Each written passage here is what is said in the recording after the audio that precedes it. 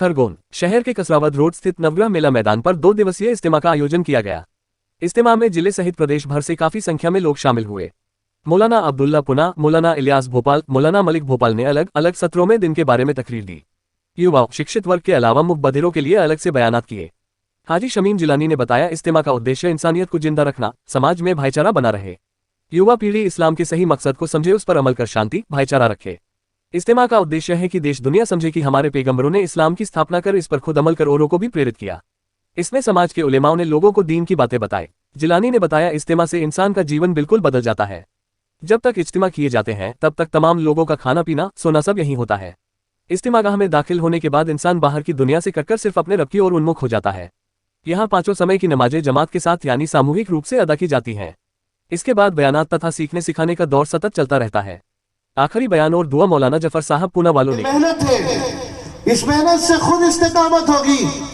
एक चीज तो ये है कि हम सब नियत करें कि इंशाअल्लाह दीन के काम को मौत तक करेंगे। इंशाअल्लाह बोलो इंशाअल्लाह। घर में तालीम का एहतमाम करेंगे इंशाअल्लाह, और नमाजों का खास एहतमाम। जमात की नमाज कोई हल्की चीज नहीं है। हर मुसलमान जमात से नमाज पढ़ने को जरूरी समझे। मेरी जमात कभी ना जाए, मेरी जमात कभी ना रहे, इसका एहतमाम किया जाए। अम्मी जान हज़रत आयशा रज़ी अल्लाह अन्हा से कुछ लोग आए और कहते हैं कि अम्मी जान ये बताएं कि आपकी आखिरी बीमारी का वक्त कैसा था। तो कहती है, जब आप जिंदगी के आखिरी हिस्से में आप बीमार हुए तो आपके मुबारक सर पे पट्टी बंधी हुई है और आप इतने बीमार हैं कि आप पर बार बार गशी होती है, और ईशा की नमाज का वक्त है और सहाबा मस्जिद में हैं, अल्लाह के नबी का इंतजार कर रहे हैं। आपके मुसल्ले पे कोई खड़ा नहीं हो सकता। आपको होश आया, आपने फरमाया सल्लन नास, क्या लोगों ने नमाज पढ़ी? लोग कहते हैं हम यंतज़िरूनका या रसूल अल्लाह, आका वो आपका इंतजार कर रहे हैं। आपने फरमाया ज़ऊली अल्मा फिल मिक़ज़ब, मेरे लिए पानी रखो। आपने वहीं बैठ के गुस्ल फरमाया कि आप में हिम्मत पैदा हो जाए मस्जिद जाने की, लेकिन अपनी जगह से उठने से पहले आप फिर बेहोश हो गए। फिर आपको होश आया, आपने पूछा सल्लल्लाहु अलैहि वसल्लम, क्या लोगों ने नमाज पढ़ी? कहा नहीं, वो आपका इंतजार कर रहे हैं। आपने फरमाया ज़ऊली अल्मा फिल मिक़ज़ब, मेरे लिए पानी रखो। आपने दोबारा गुस्ल किया, आपने 7 गुस्ल किया। जब आप 3 बार बेहोश हुए तो चौथी बार आपको ऐसा लगा कि आप अपनी जगह से उठ के मस्जिद नहीं जा सकेंगे। आपने फरमाया मुरू अबा बकर अयुसल्ली बिन्नास, कि अबू बकर को कहो लोगों को नमाज पढ़ाए। अम्मी जान कहती है, दूसरे दिन आपकी बीमारी में तखफीफ हुई। आदमी जब बीमार होता है तो इंतकाल से पहले एक सेहत होती है। इंतकाल से पहले जो सेहत होती है इसको मौत की सेहत कहते हैं। आप अच्छे हो गए। अम्मी जान कहती है, आप 2 सहाबा के सहारे, हज़रत अली और अब्बास रज़ियल्लाहु अन्हुमा, इनके सहारे आप चल नहीं सकते थे। आपके मुबारक पैर जमते नहीं थे।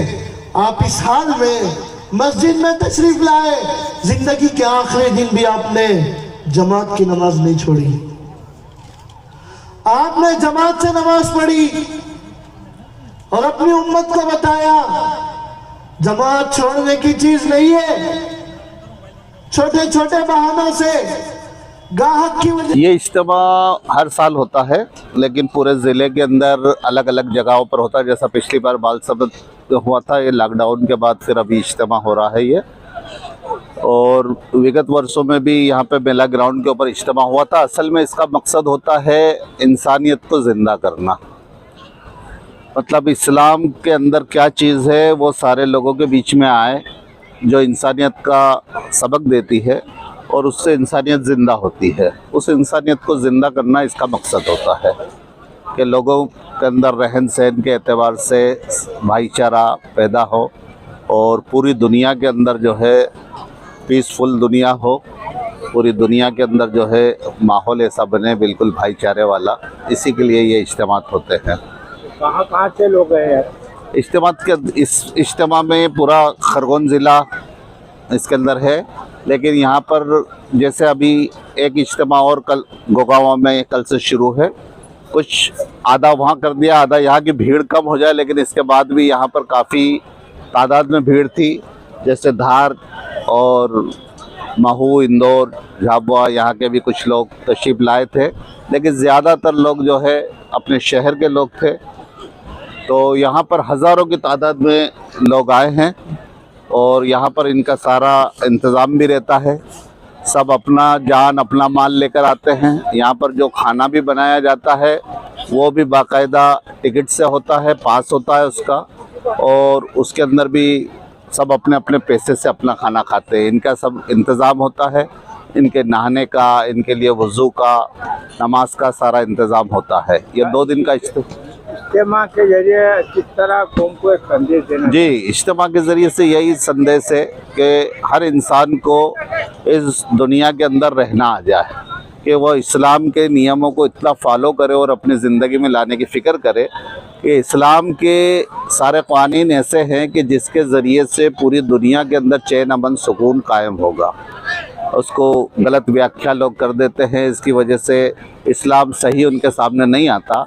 असल इस्लाम यही है कि इतना सारा हुजूम है, लेकिन बिल्कुल सुकून और चैन के साथ, भाईचारे के साथ सब एक साथ रहते हैं, एक साथ सारे काम होते हैं, लेकिन किसी तरह की कोई तकलीफ़ नहीं आती। और पूरी दुनिया के अंदर इन इज्तिमात के ज़रिए से पूरी दुनिया के अंदर इस बात को भी जो है पहुंचाना मकसद होता है कि पूरी दुनिया जो है इस्लाम को जान ले कि इस्लाम क्या है और इस्लाम की जो बायलास है वो क्या है, कि हमारे आका हज़रत मोहम्मद मुस्तफ़ा सल्लल्लाहु अलैहि वसल्लम जो दीन को लेकर आए हैं, वो दीन हर इंसान की ज़िंदगी में उन्होंने ख़ुद अपनी ज़िंदगी से दिखाया कि मेरी ज़िंदगी कैसी है, बस ऐसी ज़िंदगी सबकी बन जाए, और उन्हीं की ज़िंदगी को फॉलो करने के लिए ये सारा के सारा दीन होता है। कहाँ से आए थे बयान के लिए? ये यहाँ पर महाराष्ट्र से जमात आई थी और आज भोपाल के भी कुछ मेहमान आए थे, तो पूना के थे कुछ साथी, उन्होंने मतलब यहाँ पर जो है सुबह फजर में भी बात हुई।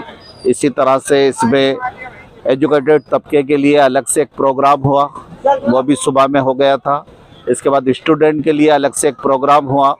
इसी के साथ जो गूंगे बहरे होते हैं उनके लिए भी अलग से एक नशिस्त रखी थी, यानी उनके अंदर भी बात हुई, उनको भी दीन को समझाया गया।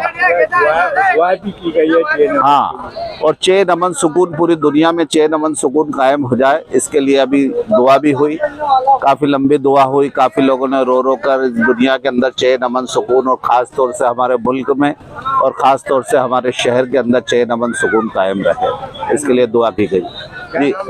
हाजी शमीम जिलानी।